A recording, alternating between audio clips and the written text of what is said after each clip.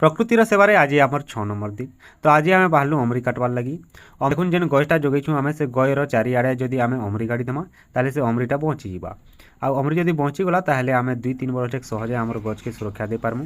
अमरी रे आम पैकेट बांधी करी ताके चारिआडू घेरे करी सुरक्षा दे पारमु। तो अमरी के बिड़ा बिड़ा बांधी करी आम आड़ी पुलालु और जेन जगह अमरी काटुलु से जगह आमर गोटे ई प्रकार गात थिला। तो सोर पेलु ई जगार पवित्र माटीटा आमर पाखर पेटुपाली गयलक्ष्मी पूजा लागी।